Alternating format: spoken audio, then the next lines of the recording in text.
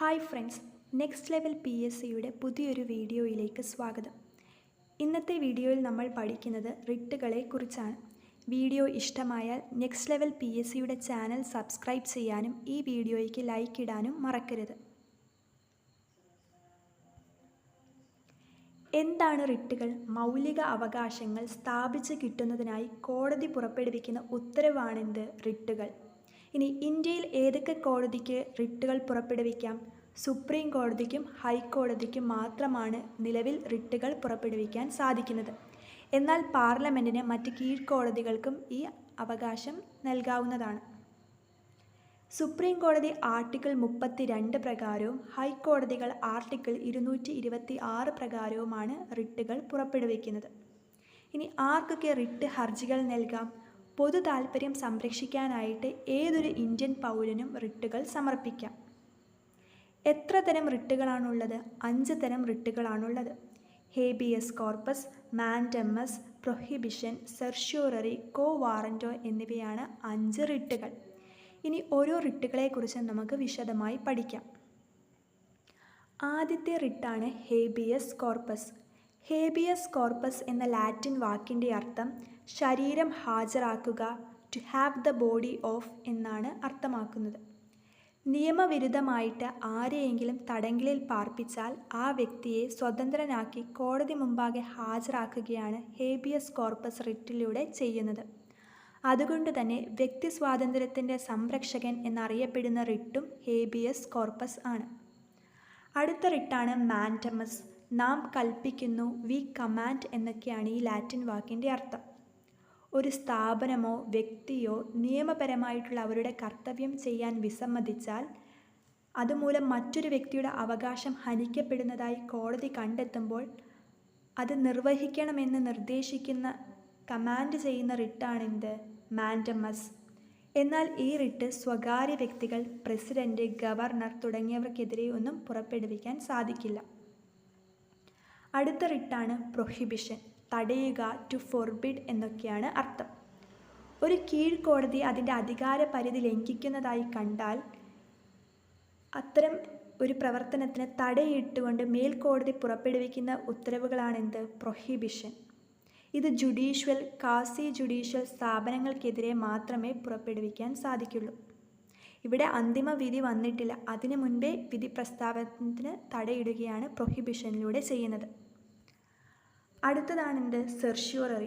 Certiorari എന്നാൽ സാക്ഷ്യപ്പെടുത്തുക, to B certified എന്നൊക്കെയാണ് അർത്ഥം. ഒരു കീഴ്ക്കോടതിയോ ട്രിബ്യൂണലുകളോ അവരുടെ അധികാര പരിധി ലംഘിച്ചുകൊണ്ടോ തെറ്റായി നിയമം വ്യാഖ്യാനിച്ചുകൊണ്ടോ പക്ഷപാതപരമായിട്ട് ഒരു വിധി പ്രഖ്യാപിക്കുന്നതായി കണ്ടാലോ ആ വിധിയെ അസാധുവാക്കി പ്രഖ്യാപിക്കുന്ന മേൽക്കോടതികളുടെ അധികാരത്തെയാണ് സെർഷ്യൂററി കൊണ്ട് അർത്ഥമാക്കുന്നത്. നമ്മൾ മുൻപേ കണ്ട പ്രൊഹിബിഷനിൽ അന്തിമ വിധി വന്നിട്ടില്ല, അതിനു മുൻപേ ആ വിധി പ്രസ്താവനത്തിന് തടയിടുകയാണ് ചെയ്യുന്നത്.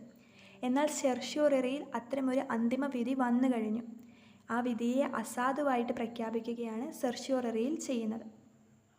അടുത്തതാണ് കോ വാറന്റോ. കോ വാറന്റോ എന്നാൽ എന്ത് അധികാരം, ബൈ വാട്ട് അതോറിറ്റി എന്നൊക്കെയാണ്. ഒരു ഉദ്യോഗസ്ഥൻ തനിക്ക് അർഹമല്ലാത്ത ഉദ്യോഗം വഹിക്കുകയാണെങ്കിൽ അത് തടയുകയോ ആ പ്രസ്തുത സ്ഥാനം ഒഴിഞ്ഞു കിടക്കുന്നതായി പ്രഖ്യാപിക്കുകയോ ചെയ്യുന്നതാണ് കോ വാറന്റോ. അപ്പം ഇത്രയാണ് 5 റിട്ടുകൾ. ഹേബിയസ് കോർപ്പസ്, അതായത് ഒരു വ്യക്തിയെ സ്വതന്ത്രനാക്കാനായിട്ട് കോടതി മുമ്പാകെ ഹാജരാക്കാനായിട്ട് പ്രഖ്യാപിക്കുന്നതാണ് ഹേബിയസ് കോർപ്പസ്. മാൻഡമസ് എന്ന് പറഞ്ഞാൽ നിയമപരമായിട്ടുള്ള കർത്തവ്യം നിർവഹിക്കാനായിട്ട് അനുശാസിക്കുന്ന റിട്ട്. പ്രൊഹിബിഷൻ എന്ന് പറഞ്ഞാൽ അധികാര പരിധി ലംഘിച്ചുകൊണ്ട് കീഴ്ക്കോടതി പ്രവർത്തിക്കുകയാണെന്ന് കണ്ടാൽ അത്തരമൊരു വിധി പ്രസ്താവനത്തിന് തടയിടുകയാണ് പ്രൊഹിബിഷനിൽ ചെയ്യുന്നത്.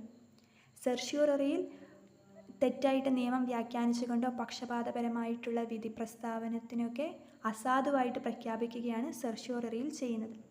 കോ വാറന്റോയിൽ അർഹമല്ലാത്തൊരു ഉദ്യോഗം വഹിക്കുന്നതിന് ചോദ്യം ചെയ്യുന്നു, എന്നിട്ട് അത്തരമൊരു സ്ഥാനം ഒഴിഞ്ഞു കിടക്കുന്നതായിട്ട് പ്രഖ്യാപിക്കുന്നു. ഇനി നമ്മൾ മുന്നേ പഠിച്ചു സുപ്രീം കോടതിക്കും ഹൈക്കോടതിക്കും മാത്രമേ റിട്ടുകൾ പുറപ്പെടുവിക്കാൻ സാധിക്കുള്ളൂ എന്ന്. ഇനി ഒരു ചോദ്യം വരികയാണ്, സുപ്രീം കോടതിയുടെയാണോ ഹൈക്കോടതിയുടെയാണോ റിട്ട് ജുറിസ്ഡിക്ഷൻ ഏറ്റവും വൈഡായിട്ടുള്ളതെന്ന് ചോദിച്ചാൽ അത് ഹൈക്കോടതിയുടെ തന്നെയാണ്. സുപ്രീം കോടതിക്ക് മൗലിക അവകാശങ്ങളുമായി ബന്ധപ്പെട്ട റിട്ടുകൾ മാത്രമേ സ്വീകരിക്കാൻ സാധിക്കുള്ളൂ. എന്നാൽ ഹൈക്കോടതിക്ക് മൗലിക അവകാശങ്ങൾ സംരക്ഷിക്കുന്ന റിട്ട് ഹർജികളോടൊപ്പം മറ്റു കാര്യങ്ങൾക്കുള്ള റിട്ട് ഹർജികളും സ്വീകരിക്കാം. അതുകൊണ്ട് ഹൈക്കോടതിയുടെ റിട്ട് ജുറിസ്ഡിക്ഷനാണ് സുപ്രീം കോടതിയുടെ റിട്ട് ജുറിസ്ഡിക്ഷനെക്കാട്ടിലും വിപുലമായിട്ടുള്ളത്. ഇനി മറ്റൊരു തരത്തിൽ നോക്കിയാൽ സുപ്രീം കോടതിയുടെ ടെറിട്ടോറിയൽ ജുറിസ്ഡിക്ഷൻ ഓഫ് റിട്ടാണ് ഹൈക്കോടതിയുടെ ടെറിട്ടോറിയൽ ജുറിസ്ഡിക്ഷനെക്കാട്ടിലും കൂടുതൽ. കാരണം ഇന്ത്യയിൽ എവിടെയുള്ള റിട്ട് ഹർജികളും സുപ്രീം കോടതിക്ക് സ്വീകരിക്കാം. എന്നാൽ ഒരു ഹൈക്കോടതികൾക്ക് അവരുടെ അധികാര പരിധിയിൽ നിൽക്കുന്ന സംസ്ഥാനങ്ങളിലെയും ഗവൺമെൻറ്റുകളുടെയും സ്ഥാപനങ്ങളുടെയും ഒക്കെ എതിരെയുള്ള റിട്ട് ഹർജികളെ സ്വീകരിക്കാൻ സാധിക്കുള്ളൂ. പിന്നൊരു കാര്യം നോക്കിക്കഴിഞ്ഞാൽ ആർട്ടിക്കിൾ 32 പ്രകാരമാണ് സുപ്രീം കോടതി റിട്ട് ഹർജികൾ സ്വീകരിക്കുന്നത്. ആർട്ടിക്കിൾ 32 വരുന്നത് ഫണ്ടമെൻ്റൽ റൈറ്റ്സിലെ പാർട്ട് 3യിലാണ്. അതുകൊണ്ട് സുപ്രീം കോടതിക്ക് മൗലിക അവകാശങ്ങളുമായി ബന്ധപ്പെട്ട റിട്ട് ഹർജികൾ ഒരു കാരണവശാലും നിരസിക്കാൻ സാധിക്കില്ല.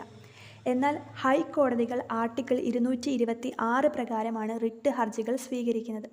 അതുകൊണ്ട് തന്നെ അവർക്ക് റിട്ട് ഹർജികൾ സ്വീകരിക്കണമോ സ്വീകരിക്കേണ്ടായോ എന്നുള്ള ഡിസ്ക്രിഷണറി പവർ ഉണ്ട്.